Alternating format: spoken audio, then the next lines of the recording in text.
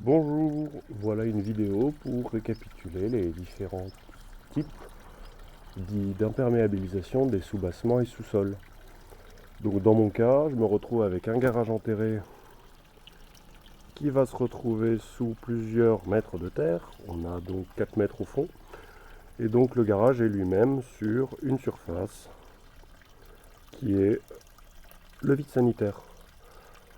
L'imperméabilisation du vide sanitaire s'est fait avec un mortier de réagréage, un mortier hydrofuge type Lanco-Fugent, et ensuite ce qu'on appelle le noir de fondation, qui est directement un goudron d'imperméabilisation qui se passe au rouleau. Ensuite, pour les zones beaucoup plus hautes et ou beaucoup plus sous l'eau, on passe sur autre chose, on passe sur les rouleaux de goudron qui se soudent au chalumeau. Alors c'est pas le petit chalumeau de cuisine ou de bricolage, pas non plus une lampe à souder, c'est vraiment une lampe pour souder, je vous le montre après. Là l'idée c'est que donc je vais avoir un escalier, donc on voit bien la réservation, ça monte progressivement. Il y aura donc une bande supplémentaire qui va se rajouter pour pouvoir ensuite épouser la forme définitive. Et donc l'idée c'est qu'il y a plusieurs produits. D'abord un produit d'imprégnation qu'on appelle, ou alors un produit d'accroche qui est en fait bitumeux lui aussi, donc quand on va passer la lampe à souder, ça va fondre. Et le rouleau en lui-même qui va se dérouler.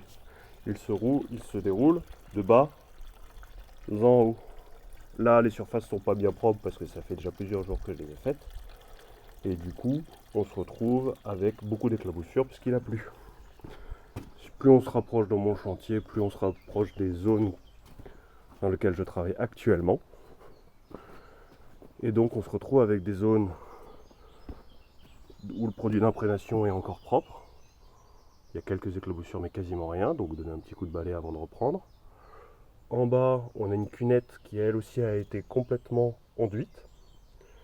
Et on se retrouve avec le fameux rouleau qu'on soude en montant. Attention, ça chauffe beaucoup. On le voit bien. Le bois qui a été mis en place, je l'ai déjà changé au moins 4 fois. Parce que je ne vais pas m'amuser à faire une structure métallique pour un chantier qui finit dans 2 jours. Mais j'ai mis des chaînes parce que les élingues ont fondu. Voilà, quand je dis qu'on arrive à un produit avec une lampe qui fond tout, ça fond vraiment tout. L'idée c'est d'avoir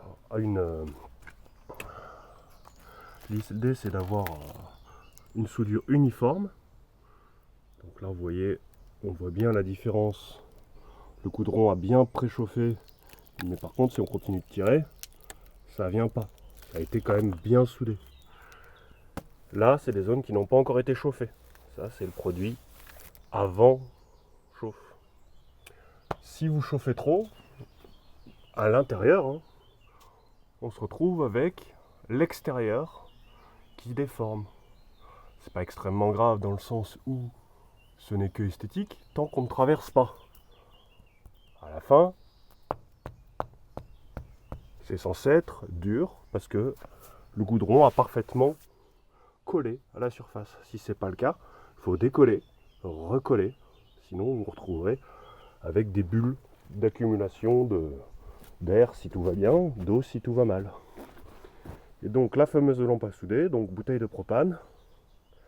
On trouve aussi ces chalumeaux, ça ressemble beaucoup au matériel pour faire des chalumeaux à gaz, des forges à gaz. Et donc on se retrouve avec un chalumeau qui, quand on n'appuie pas sur la gâchette, on a une toute petite flamme. Et quand on tourne le bouton, qu'on appuie sur la gâchette, on se fait avec une belle flamme bleue, comme pour votre cuisinière à gaz. Qu'est-ce qu'il y a d'autre à penser? Personnellement, vu que je travaille tout seul, je me suis fait des supports pour poser les nouveaux rouleaux qui font une trentaine de kilos sur qui soient pas directement dans la boue avant de les mettre en place. Donc j'ai mis un petit support en place. La truelle pour écraser la surface qui ne serait pas complètement collée. Parce qu'au vu de la chaleur, Même si on arrive 2 minutes après et qu'on écrase avec une taloche ou une truelle, ça colle, il n'y a pas de souci. Et le niveau parce que quand on se retrouve avec un rouleau bien enroulé en bas, il est très très facile de partir de biais.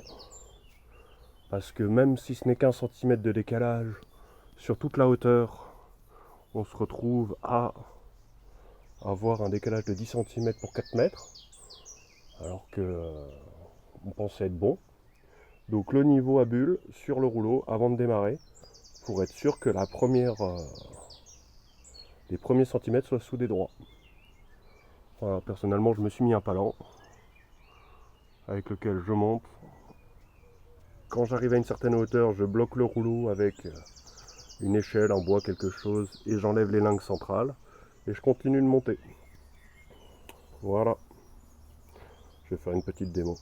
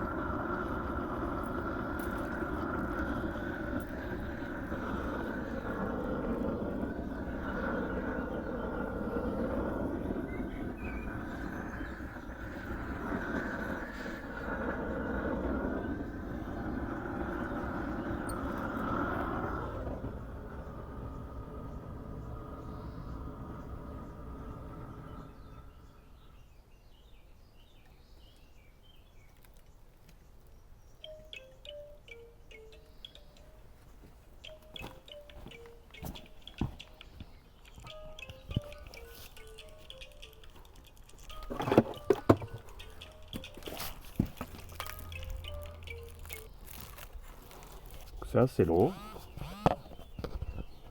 à faire. Là, je sais pas pourquoi j'avais pas une belle flamme bleue comme je l'avais dit, mais c'est pas grave. On écrase bien les surfaces et on se retrouve bien avec la matière qui colle.